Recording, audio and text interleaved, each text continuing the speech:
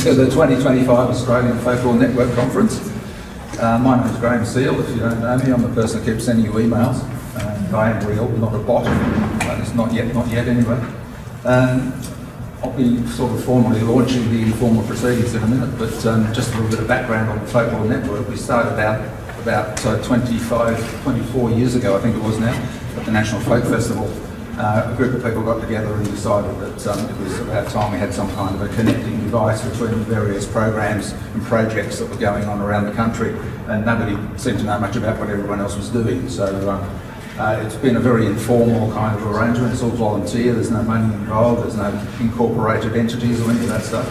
We just do it kind of on a rolling basis. We have a couple of over 200 members on our mailing list. That's organisational and individual members. And as I said, it's been a kind of formal operation for, getting on for a quarter of a century now, so I'm a bit terrified to have to say to you. But there you go, that's how it goes. So that's the kind of background. We used to meet at the National Library before the festival for this conference, but through COVID, of course, that went down the toilet, so to speak, and we are now doing that here instead in conjunction with the festival, for which we're very grateful for providing us a venue and some goodies that we can plug into and give you hopefully an enjoyable experience. So I'll acknowledge the original inhabitants of this particular part of the country, the Ngunnawal people, and pay our respects to the elders, of course. We've got quite a large program, even though it's a very short space of time. We're going to go first with 3 half-hour presentations. We'll then have about a 15-minute or so break, and we'll all get back together. If anyone's got any announcements to make, if they see me at some stage, we'll do the announcements just before we start the last session, after the break, from the end of the break. I've got a good one for you, so wait in anticipation for that. I think that's all. Toilets down the back. Lights are on, aircon's working, all good. Okay, so all I need to do now is introduce Erica Nielsen Okamura, who's going to talk about the mysterious conman called Omer Sheets. Thank you, Erica. Thank you. Thank you, everyone, for being here today, and I'd like to begin today's conference with a very sheety presentation. Oh, I've got my watch. One day, I was reviewing historical Australian newspapers on Trove, and I came across a dance teacher named Omer Sheets. From 1907 to 1912, Sheets traveled across New Zealand and Australia to organize charitable fundraisers called kermisses. These events involved hundreds of community members. Reporters praised Sheets for how quickly he pulled together a flawless production and for his philanthropic nature, because the ticket sales helped local charities. Most newspaper articles indicate that Sheets was highly regarded and deeply appreciated.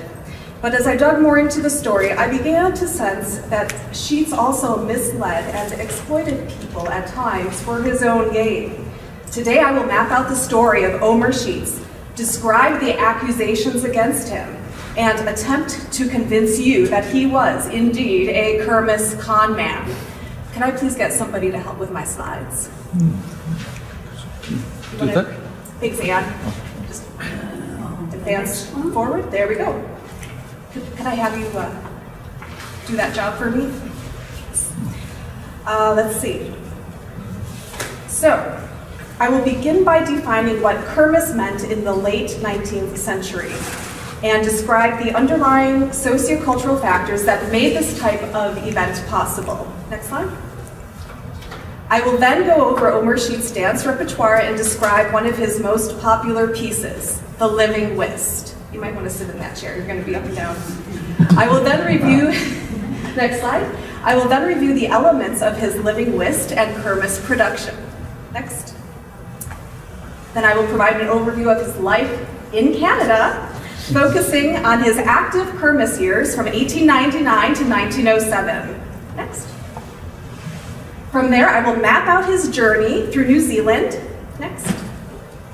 And then Australia. Next.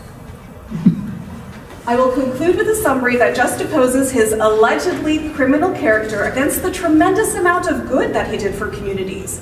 So with that, let's begin with the Kermiss. What was it? Historically, the term Kermiss was used in Europe to describe an outdoor church festival. By the end of the 19th century, the term had been adopted in the UK and North America to describe a charitable festival that featured dances from different European nations. Kermiss can be spelled in different ways. So if you're searching it, you have to try different spellings. K-I-R-K-E-R. Next, please. There were several factors that made the Kermiss fundraiser possible by the late 19th century. The most foundational factor was a heightened sense of nationalism across Europe. Along with that came the documentation and publication of national or folk songs and dances. In addition, various types of entertainment, such as the World's Fairs or musicals, showcased traditional songs and dances adapted for the stage. These commercial events informed the more grassroots, not-for-profit Kermiss model. Furthermore, the Kermiss idea gained traction amidst a pageant movement, a volunteer-led effort in homegrown recreation and entertainment. This was also an era marked by Christian philanthropy, driven by the idea that helping those less fortunate would help society to progress overall. Last but not least, there is growing attention to physical education, then commonly referred to as physical training. The Kermiss was considered educational because it helped children to embody graceful movement and proper manners. Considering all of these factors, we can see that the Kermiss fundraiser was a product of its era. It was imbued with elements of nationalism, it was entertaining and educational, and it was a low-risk way to achieve charitable goals. Next. Omer Sheets had a standard repertoire of songs and dances for his Kermisses. This advertisement for his first show in New Zealand in 1907 contains most of his core dance repertoire. The rose drill, Highland fling, gypsy dance, sword dance, Japanese court dance, living whist, sailor's hornpipe, espanola or Spanish dance, cakewalk, French minuet, May drill, Scotch reel, serpentine dance, also known as the Austrian court dance, English court minuet, Irish court dance, tambourine dance, ribbon dance, Navajo dance, and shadow dance. Next. It is difficult to find photos of Omer Sheets and his performers, but the Tasmanian Mail printed 6 photographs from his 1911 production in Hobart. Next. This photo likely represents the rose drill with the hoops made of flowers. Next. And the Highland fling. Next. Japanese court dance. Likely Japanese court dance again. And the 5-starred flag performed to an Australian tune published in 1909.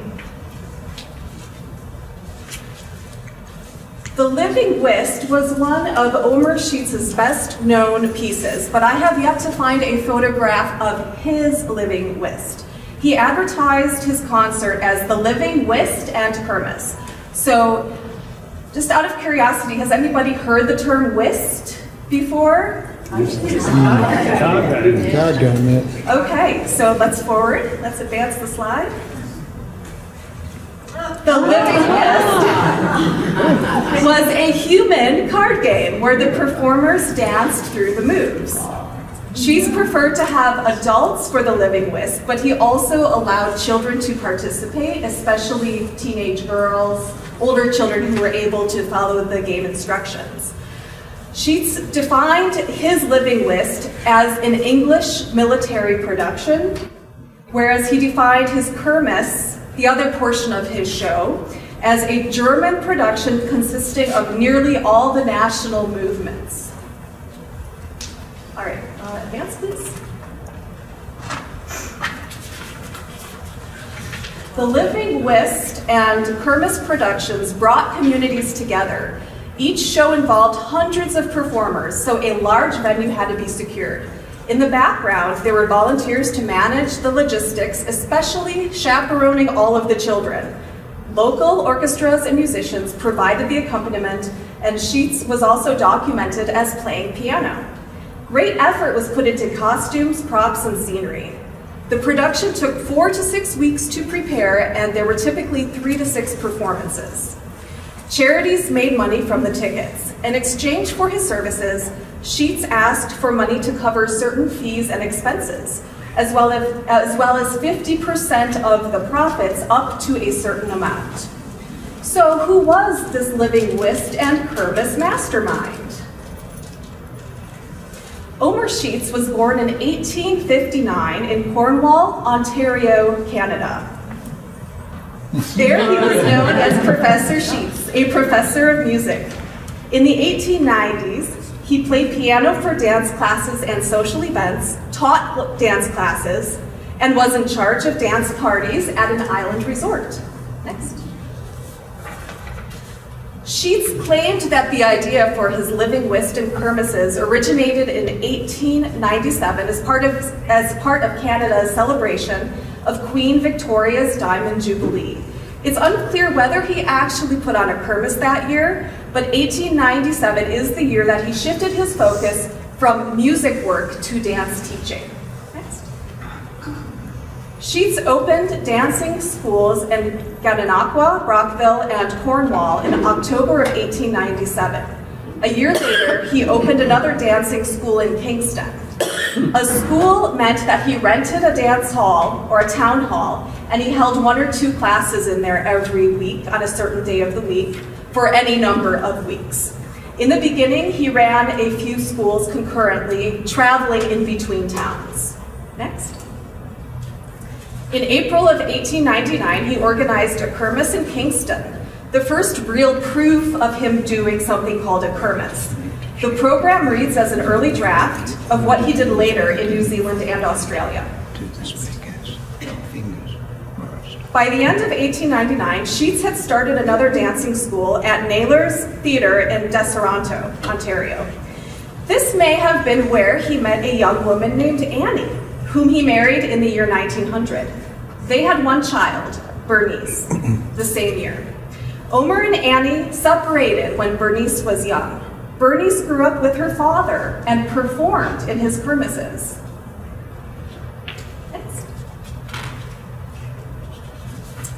Sheets organized around 20 living whist and kermiss productions in North America, the majority of which were in Ontario.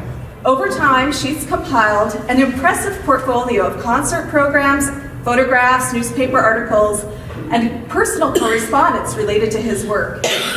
He showed these materials to potential collaborators to convince them of his credentials. Next. This map depicts the chronological order of the known productions. In the middle, at number 14, in the town of Midland, Sheets became infatuated with a performer who was but 14 years old. He took her as a companion for his 4-year-old daughter, Bernice. The teenager was pregnant by Sault Ste. Marie, number 16.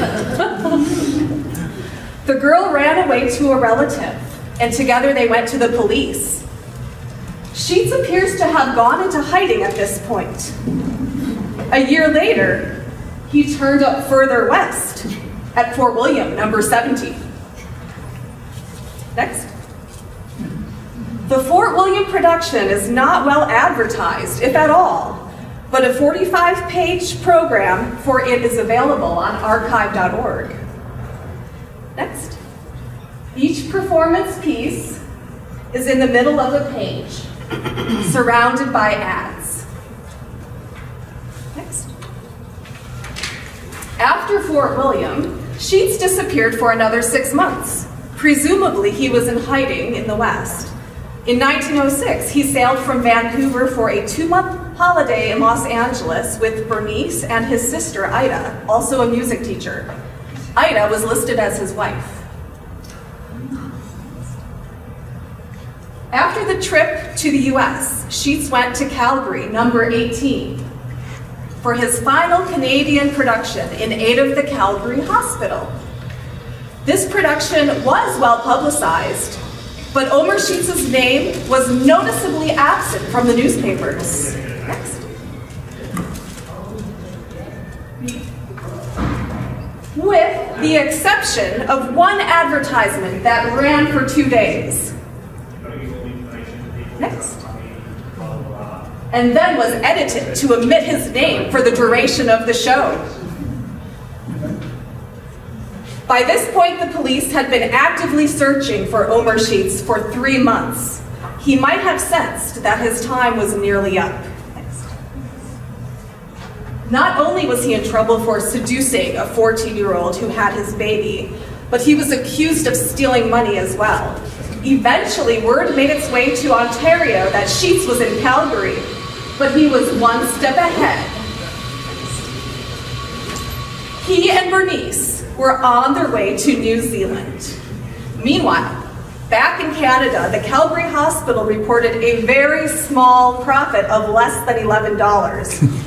When Sheets had done his fundraiser for other Canadian hospitals, the profit had been around 10 times that amount. Next.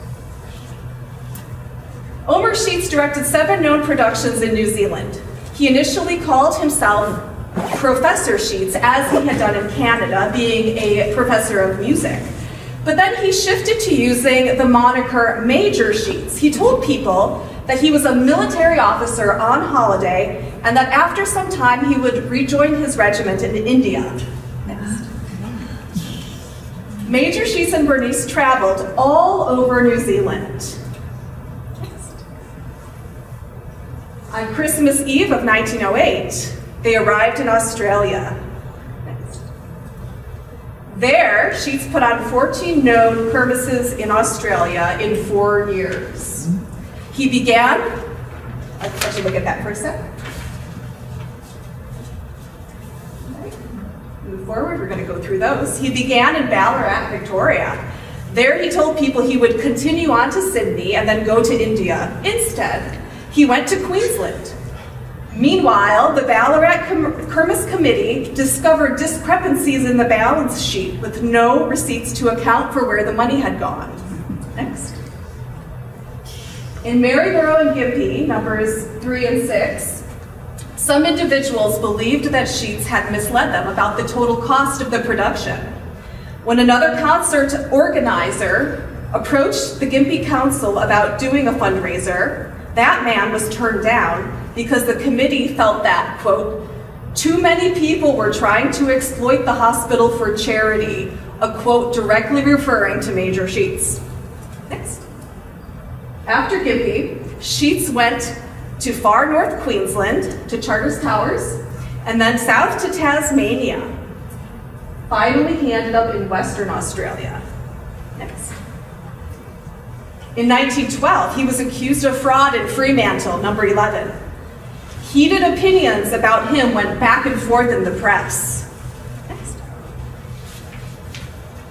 One anonymous source stated that the accusations against Sheets were merely rumors started by 1 or 2 people who were bitter because they had wanted to have more control over the production. 3 months later, though, the Kermiss volunteers in Fremantle still had not sorted out the balance sheet. An anonymous man wrote that this was not surprising because women were in charge, and what did women know about finances anyway? Next, please. After Fremantle, Sheets organized 3 more productions in Western Australia with no known issues. Then, in October of 1912, he and Bernice sailed to South Africa. The people involved in his last Kermiss, however, believed that the 2 were returning to Canada. Next. Based on what is written in the newspapers, we might infer that Omer Sheets exploited people for his own gain for years, and that he made misleading statements in order to promote and protect himself. Next. Such as being a military officer on furlough. He may have had former military experience, but, next. There was almost certainly a different reason for his trip to New Zealand. Next. He also claimed to have staged his living whist and Kermiss production in several other places, but I have yet to find proof that he did work in Montreal, Toronto, New York, Chicago, other big American cities, or London. He may have been an amusement director at a resort in Atlantic City, New Jersey for one summer. I'm still following up on that lead. Next. Another claim I find very hard to believe is that Omer Sheets studied national dances in their respective countries. The same reporter wrote that he had studied historical dance diagrams from the vaults of European courts. Next. It is more likely that Sheets had been inspired by Frank Norman, a dancing master who taught dance in Cornwall, Ontario from 1890 to 1896. In 1890, Sheets accompanied one of Norman's events on piano, so they must have known one another.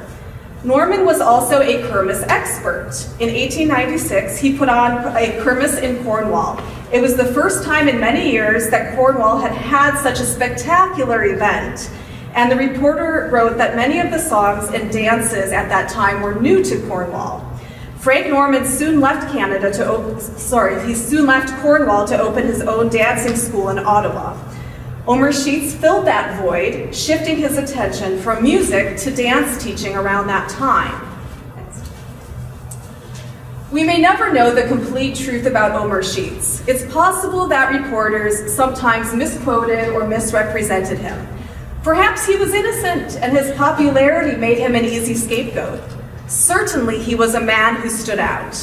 Or perhaps there is a darker side to his story.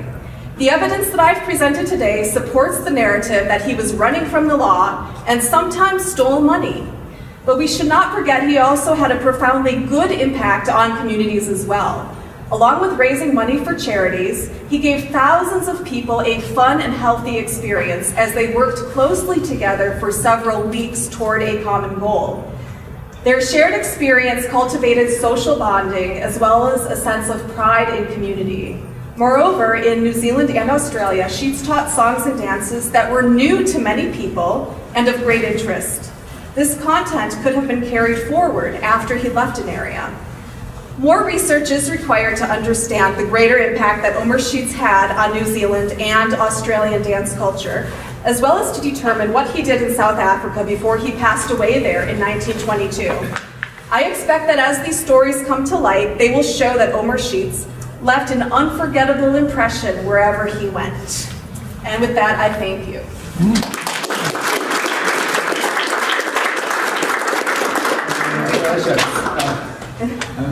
Sheets, yes.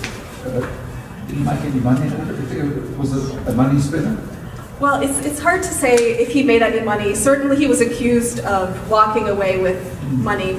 I do have a funny follow-up, though. I found a relative of Bernice in California, and it's a distant relative. Her grandfather's sister was related somehow. But she said she had no idea Bernice ever left Canada. And I said, oh, this little girl grew up in New Zealand and Australia. She had no idea. And then Bernice did end up going back to Canada, but based on her records, it seems like she didn't actually know how old she was. I don't think she ever had a formal education. And she must have had quite a wild time while she was traveling the world with her dad. Yeah, questions, comments? Quite a few dancers here. Yeah, tell me what's the origin of the word Kermiss? I have these vague memories of seeing signs about Kermiss in Britain. Right, so what I've read is Kermiss comes from Kirk and Mass, and that it was originally used, it was a Dutch term that got adopted broadly in that part of Europe, northern France, and that general area, yeah. And I know that Kermiss it was used as like to celebrate the Day of the Saint at a church, and then it got adopted in America and in the UK, especially for these fundraisers, which really took off about the 1880s. Yeah. Any more questions? If I was him, I'd change my name. Well, I was thinking that Maybe too. my life and that's what I've always done. Yeah. So I have thought about that, and I reckon if he had all this documentation that he was showing to the mayor that was in his Canadian history, it would have had his name. Now the question is, was he a major? And in order to get that information, I've taken some steps since this. The regional archive has no indication of him ever being in the military, where he says he was in the military, in Hamilton, Ontario. So if you want to get that record from Canada at a national level, you have to be a Canadian citizen. And in spite of my flag, I am not a Canadian citizen, I'm an American citizen. So I had to get my friend, Andrew Carney, who's just a wonderful person. I forgot to give my thanks here. So my friend Andrew wrote to them, because he's Canadian, and he asked, and they said that they're going to mail him a letter. So I'm waiting in anticipation to see, because for some reason, not an email, a letter. So we're waiting for this letter to arrive so we can know if he was ever, in fact, in the military in Canada, or whether he just called himself major. He certainly never went to India. So there's the story of Major Sheets that, yeah. Was he ever caught and punished for seducing a 14-year-old or having his child? Well, I think that's why he went to New Zealand, and he never came back to Canada. They never got him. I don't know if he ever got in trouble in South Africa, and I've tried to email the archive, but I'm not getting a response from South Africa. So he was there for 10 years. We don't know if he ever got caught, if he continued this con, if it was a con, if he was stealing money from charities in South Africa. I would love to get access to those records and to find out what he did in South Africa. Then we'll be able to put some kind of closure to this story. So, yeah. Okay, thank you again, Erica. Thank you. Fantastic research. This is not his program, but if anybody wants to see a real Kermiss program,